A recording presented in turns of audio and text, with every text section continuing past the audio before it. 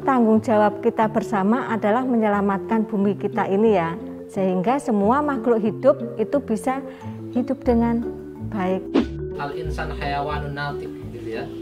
Manusia adalah hewan yang berpikir. Kita itu bisa hidup melalui alam.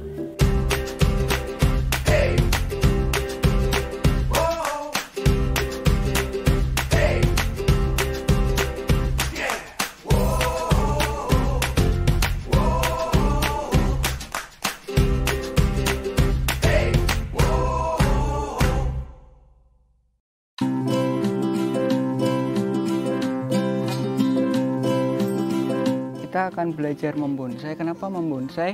Karena jadikanlah prinsip hidup itu semoga semua makhluk hidup berbahagia.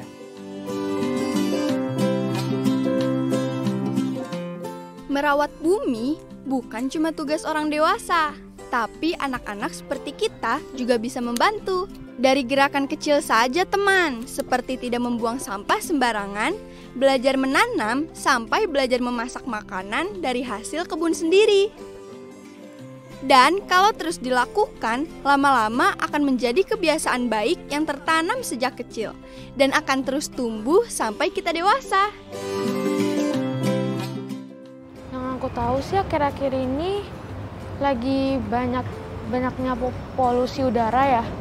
Karena juga kayak kertas-kertas bekas itu tuh banyak yang dibuang. Nah sama kita kan buang tinggal taruh tong sampah terus orangnya ada yang ngambil, ngebakar sampah itu. Nah itu juga bikin polusi udaranya jadi kotor banget gitu kan. Dan gak enak juga untuk kita hirup udaranya. Ruang kutub itu sudah sangat sedikit. Terus banyak hewan-hewan itu menjadi langka.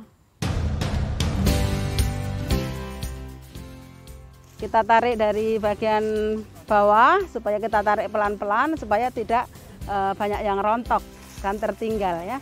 Ini hasilnya seperti ini. Kita sebelahnya ya. Cinta lingkungan tidak melihat siapa kita, orang dewasa, remaja, atau anak-anak. Kulit berwarna hitam, coklat, atau putih juga tidak melihat apa suku, agama, dan keyakinan kita. Kita semua bisa bergandeng tangan untuk mulai kebiasaan baik ini.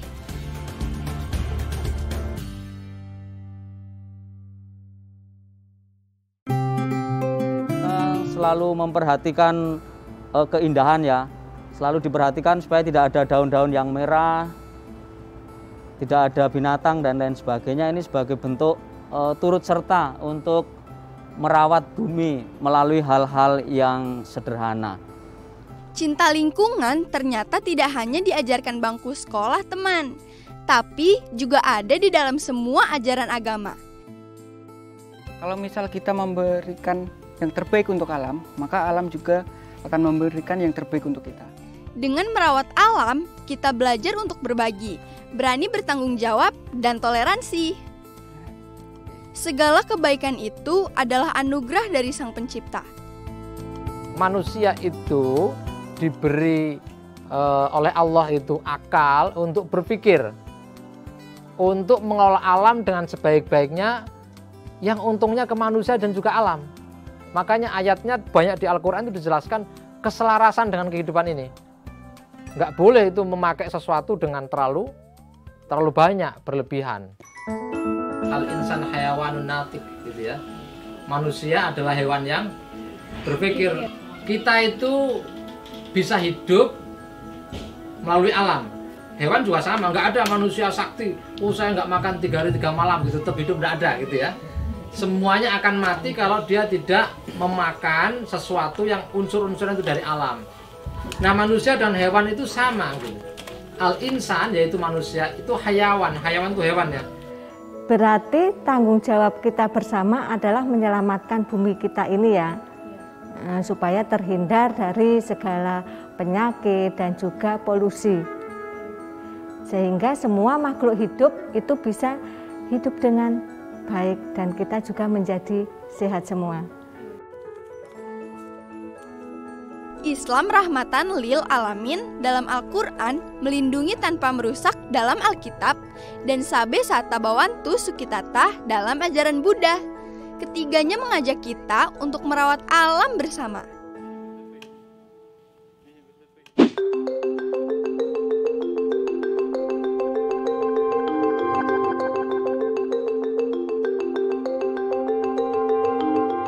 Bumi itu bulat. Di dalamnya banyak gedung-gedung tinggi, sekolah, rumah ibadah, taman-taman yang indah, dan aduh, aku tahu ini menyedihkan, tapi harus aku katakan pada teman-teman, sampah. Ya, sampah yang bertumpuk jadi gunung. Beraroma tidak sedap dan jauh sekali dari kata indah.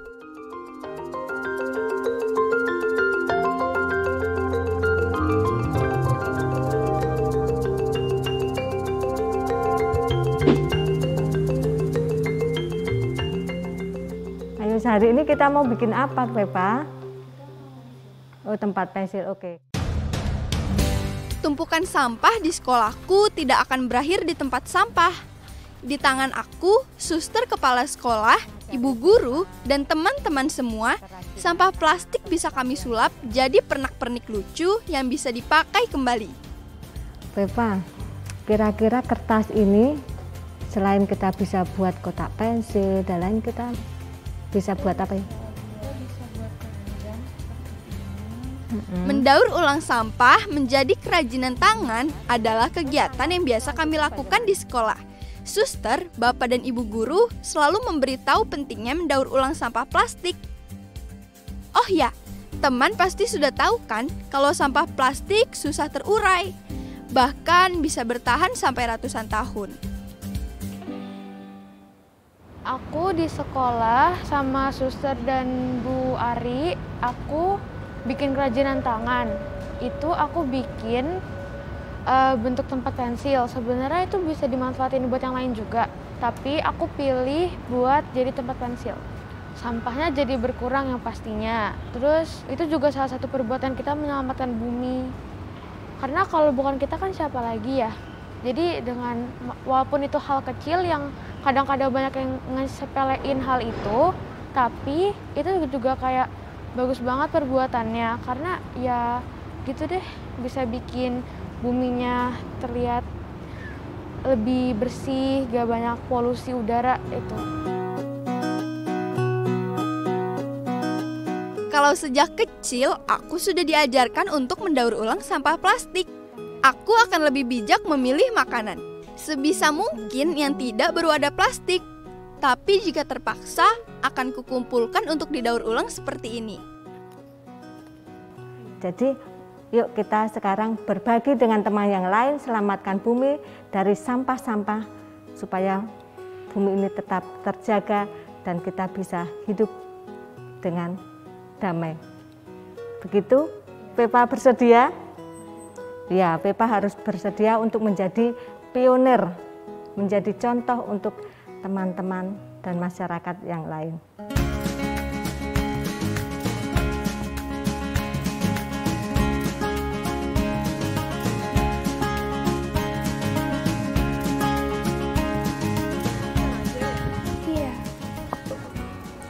Ma, supaya tanaman kita subur, kita harus memupukinya setiap hari sama memberi air supaya dia dapat tumbuh dengan baik. Halo teman-teman semua, perkenalkan nama saya Bianca. Saat masa pandemi COVID-19 ini, aku dapat hobi baru loh, yaitu membantu papa dan mama berkebun. Ilmu cinta lingkungan yang dipelajari di sekolah juga bisa dilakukan di rumah, seperti sahabatku, Bianca, yang rajin mengolah sayuran dan pandai menggunakan sisa sampah organik menjadi kompos. Semua pasti sudah tahu deh, buah dan sayur bagus untuk kesehatan. Kata ibuku, makanan sehat sama pentingnya dengan menjaga lingkungan. Yeay, membuat salad buah. Apa saja bahannya? Bi, hari ini kita mau bikin salad buah atau salad sayur? Salad buah. Kita mau pakai apa aja? Apel, pepaya, anggur, kiwi, dan timun. Kita mulai sekarang? Ayo.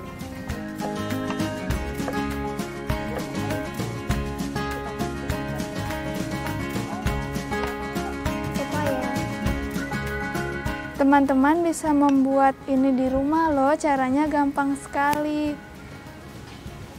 Banyak sekali manfaatnya. Yang terakhir kita masukkan dressingnya. Bahan-bahannya ini dari yogurt dan madu. Semua bahan untuk membuat salad harus segar. Buah juga yang dibeli dari pasar tradisional asli dari tanah Indonesia. Kalau sudah membuat salad seperti ini, rasanya tidak mau jajan sembarangan di luar rumah yang belum tentu bersih. Ma, ini kan ada sisa sampah dari pembuatan salad. Yuk kita buat pupuk. Yuk. Kalau punya sampah organik dari sisa membuat salad buah, jangan dibuang dulu teman. Karena bisa kita manfaatkan untuk kompos. Begini caranya. Ayo, Ma. Yuk.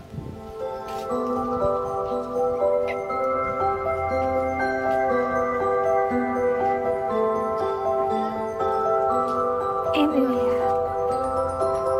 Ma, sebelum mulai kita pakai sarung tangan dulu supaya terhindar dari duri. Hijau.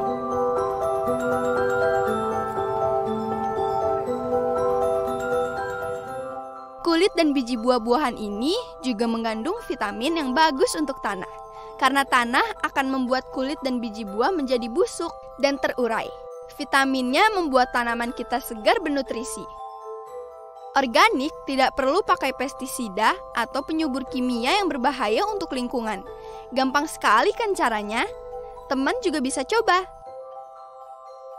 Setelah memakan buah, kulitnya dimasukkan ke dalam pot tanaman. Gampang kan? Aku suka berkebun karena seru dan banyak sekali manfaatnya. Bianca juga bisa seperti punya teman yang harus Bianca jaga dan rawat agar dapat tumbuh berkembang dan menghasilkan buah yang banyak. Menghilangkan bau badan. Tidak ada yang tidak mungkin. Meski Jakarta panas, tapi buktinya kita tetap bisa menanam kan? Bianca dan sang ibu bahkan sudah bisa menikmati hasilnya. Ayo lihat apa saja yang mereka dapat dari kebun.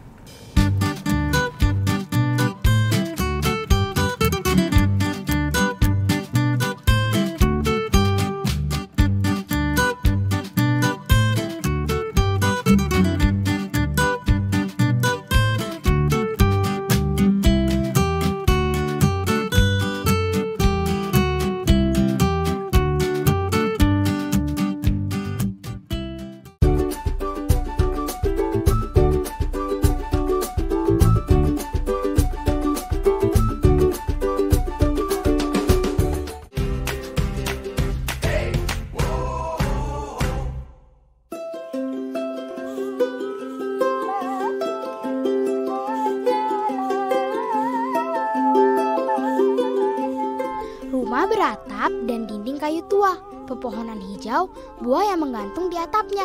Tidak lupa, banyak tumpukan buku terlihat memenuhi sudut-sudut ruangan. Selamat datang di pesantren Al-Miskyat Al-Anwar yang asri dan teduh, tempat para santri dari berbagai kota berkumpul dan belajar bersama. Selamat pagi semuanya. Jadi di sini saya mau mereview yang sudah saya baca, ya nge-share bacaan lah. Jadi di sini saya kemarin itu baca tentang Baruch de Spinoza. Dia terus di sini orang tuanya ini orang Yahudi dari Portugal. Nah, terus pindah ke Belanda karena di Portugal itu orang-orang Yahudi itu nggak bisa secara bebas mengaku bahwa dirinya Yahudi karena berani berpendapat, itulah yang kami pelajari di sini.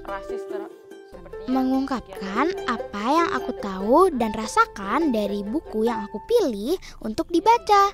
Di sini kami bebas membaca apa saja, dari buku ilmu alam, sejarah, bahasa, seni, agama, bahkan filsafat yang biasanya dibaca oleh orang dewasa.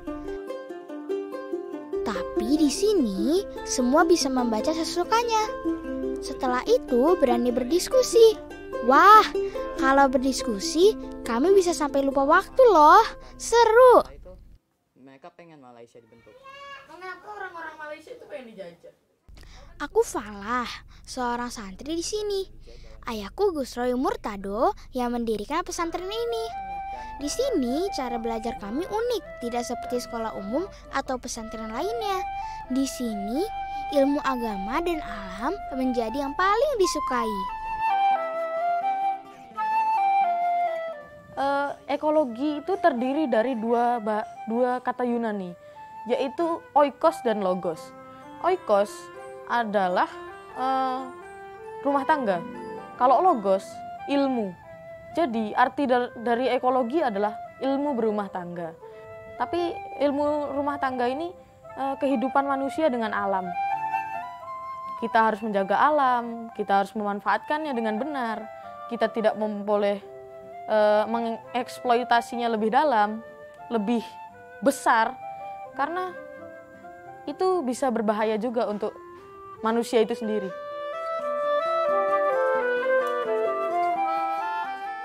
Kenapa kita nggak pakai pestisida kalau nanam di kebun gitu? Ya karena itu berbahaya nggak hanya bagi hewan ya, tapi juga bagi kita yang mengkonsumsinya. Jadi kalau kamu makan kangkung ada uletnya itu kamu bersyukur, berarti kangkung kamu tadi itu nggak apa-apa. Nggak apa-apa, sehat. Agama Islam mengajarkan kepada kita untuk menjaga alam ini dengan baik, tidak merusak, mengotori, dan mencemari. Lalu, seperti apa cara kami merawat alam?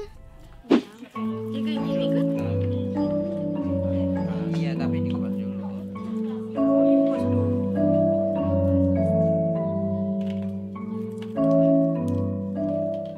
Cara pertama, kami mengupas kulit bawang merah. Hati-hati, mata bisa berair karena aroma bawang yang menyengat. Tapi karena kami sudah sering mengupas bawang, jadi tidak terasa perih lagi. Kulit bawang ini kami kupas dan dikumpulkan untuk membuat kompos organik. Kami sengaja mengupas banyak untuk dijadikan stok kompos. Nah, kalau sudah dikupas, kita masukkan ke dalam botol plastik, lalu masukkan juga air. Jangan lupa bolak-balikkan botol agar kulit bawang dan air tercampur rata dan diamkan semalaman agar zat senyawanya semakin kuat.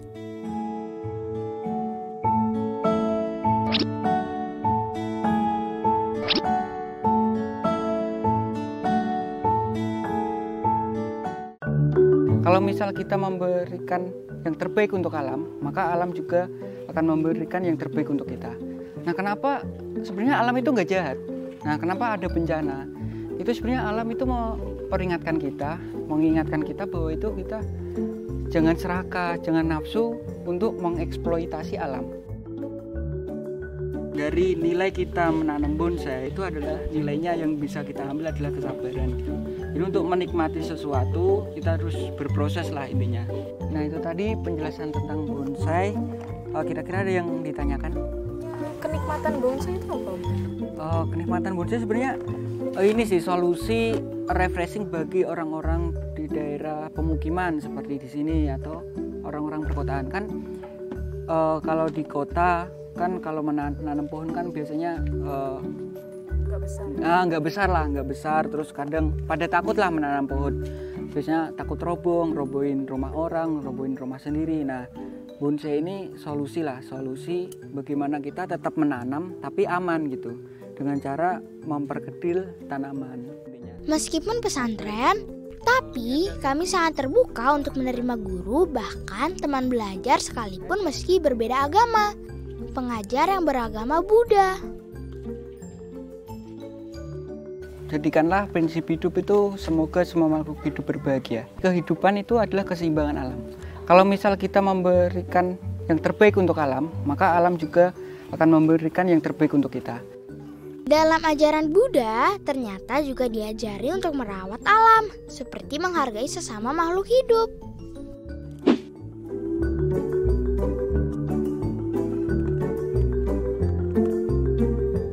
Jadi ini teman-teman, saya lagi masukin bawang bersama teman-teman saya juga. Jadi bawang ini digunakan untuk masak, ya bisa juga untuk hobi menanam andai ya dan Ini seru untuk dilakukan. Bawang yang sudah dikupas tadi bisa kita tanam kembali. Alhamdulillah, hari ini kami bisa panen daun bawang, kangkung, dan sayuran lainnya. Dari kebun ke dapur, ayo ikut kami memasak. Semua bahan makanan ini menjadi makanan sehat dan bergizi yang biasa kami makan sehari-hari. Allah mengajari kami untuk hidup sederhana, bersyukur, dan mandiri. Makan secukupnya, belajar untuk membagi apa yang kita punya, juga menikmatinya bersama-sama.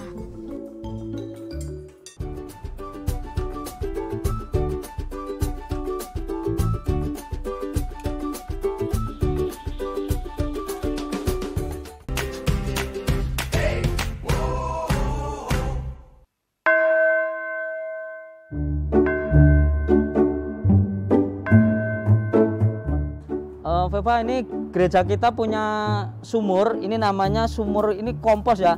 Ini jadi sampah-sampah yang ada di sekitar gereja itu tidak dibuang ke tempat pembuangan, tetapi kita manfaatkan, kita masukkan ke dalam sumur ini. Lalu nanti setelah sekian bulan ini kan menjadi pupuk. Nah, lalu digunakan untuk memupuk tanaman-tanaman yang ada di sekitar gereja. Jadi untuk pupuk kita tidak beli, tetapi memanfaatkan dari sumur ini. Dari Romo, aku belajar gereja tidak hanya sebagai tempat berdoa, tapi juga tempat kita untuk merawat lingkungan. Puji Tuhan, di gereja tempatku beribadah punya fasilitas yang unik. Romo suka menanam, membuat kompos, tidak boleh menggunakan plastik saat membeli makanan. Jadilah gerejaku terlihat sangat asri. Maka di dalam kisah penciptaan, Allah memerintahkan kepada kita, kepada umat manusia untuk tetap melestarikan, menjaga dan melindungi tanpa harus menindas dan juga merusak alam yang telah diciptakan. Dari pesan Romo, agama Katolik juga diajarkan untuk tidak merusak alam. Tangan kita diciptakan Tuhan untuk membuat bumi menjadi lestari. Tidak hanya tugas Romo, suster biarawati, atau orang-orang dewasa lainnya, tapi juga anak-anak seperti kita. Sejak kecil, belajar untuk mengenal pelestarian lingkungan. Tanaman yang terus tumbuh subur, berbuah, dan berbunga menghasilkan udara yang sejuk dan asri untuk kita hirup. Buah dan sayur-mayur segar yang setiap hari kita makan membuat tubuh kita sehat. Semua itu karena Tuhan yang Maha Baik memberikan kita kesempatan untuk menikmati dan merawatnya. Dan Tuhan ingin kita, anak-anak Indonesia, untuk berani mulai menjaga apa yang telah diberikan. Dan merawat alam sejak kecil adalah bentuk cinta kita terhadap bumi.